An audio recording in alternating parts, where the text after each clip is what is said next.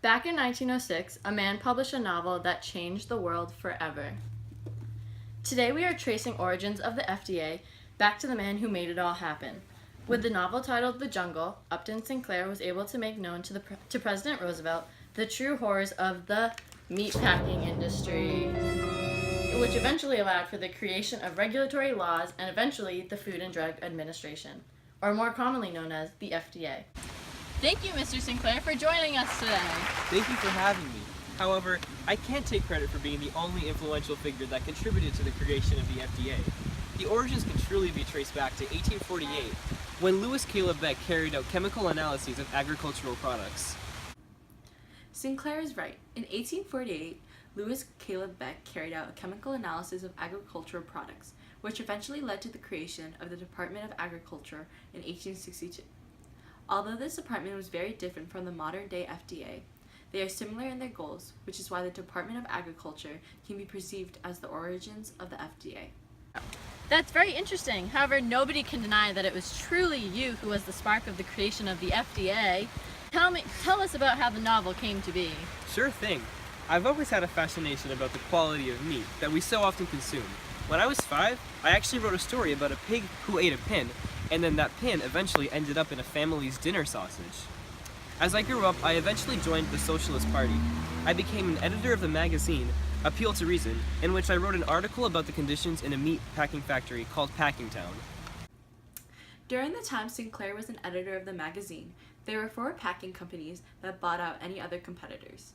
These 4 companies, called Armour, Swift, Morris, and National Packing Companies, centralized their operations at one large location in Chicago called Packingtown. While observing the conditions in the factory, I noticed several things that were very alarming to me. Firstly, the assembly lines were not very assembled, and there seemed to be no organization whatsoever. Also, the workers packing the meat did so in very poor conditions, which I made sure to take note of. I then went on to interview the workers to get a basis on which I could start the novel. How interesting that you have devoted so much of your time to protecting the quality of our food, even when you were so young. How about you tell us a little more about the context of the time period in which you wrote the novel? What was happening then? When I wrote the novel, it was in the midst of the Progressive Era, which is when people with ideas of reform decided to take action. Roosevelt was the president. However, before having read my novel, he was actually opposed to the idea of members of society pointing out problems they've identified with the country and deciding to take action. However, after having read my novel, Roosevelt recognized the importance of muckraking and decided to take action. As Sinclair's novel began gaining in popularity, the White House started to receive many complaints about the conditions in the meatpacking industry. Impressive. Not many people can change a president's mind like that. Why don't you tell me a little bit more about what the novel is actually about? The story begins with an immigrant who moved to Chicago named Jurgis Rudkiss, who got a job shoveling guts. Wow, how interesting. What kind of things did you notice? He noticed that many of the workers had skin disease or tuberculosis, many of whom were coughing up blood. Ew, how nasty. That's what I said.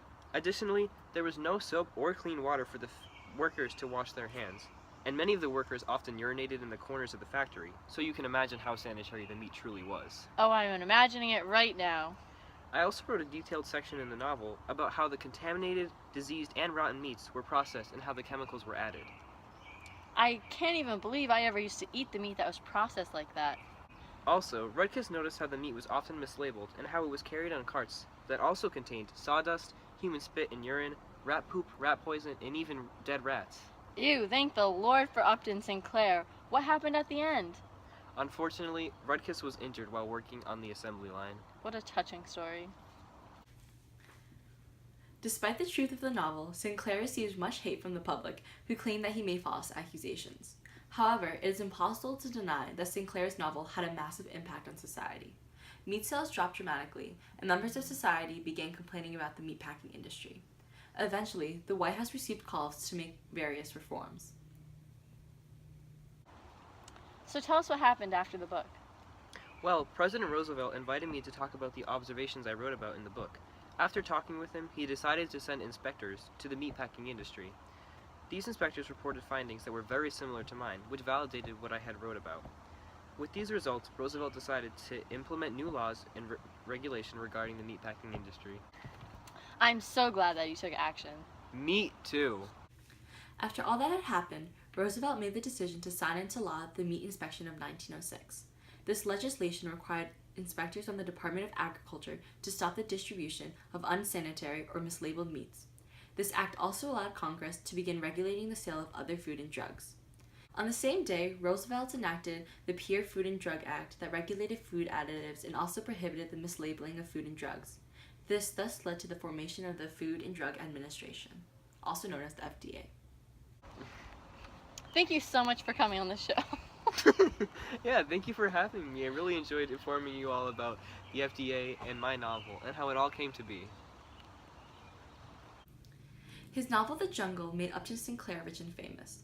After writing, Sinclair decided to enter politics around the time of the Great Depression. In 1930 and 1934, Sinclair ran for the governor of California as a socialist and a Democrat. However, although he lost the election of 1934, he did win 44% of the popular vote, which shows the impact he had on the public. Thank you for watching, and be sure to pick up your copy of The Jungle at your local Barnes & Noble. Make sure you tune in to next week's episode of the Nocturnal News. The FDA is still prevalent today by making sure our restaurants are clean. Thanks to Upton Sinclair and the FDA, today people are able to eat at restaurants without the fear that their food will be contaminated or diseased.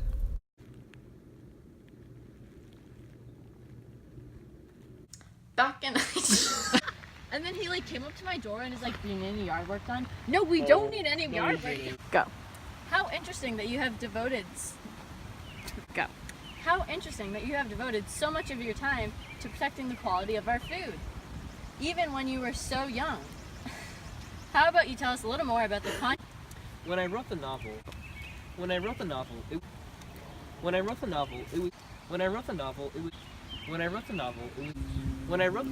was Whatever. Sinclair is right. In 1848, Roosevelt enacted the Pure Food and Drug Act. Okay. Oh, I don't have my glasses. Is that okay? Oh no. No, you need them. Wow, how interesting. What kind of things did you notice?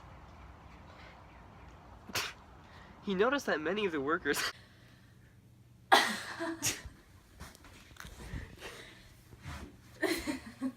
Do you need me to do it? Thank you for watching.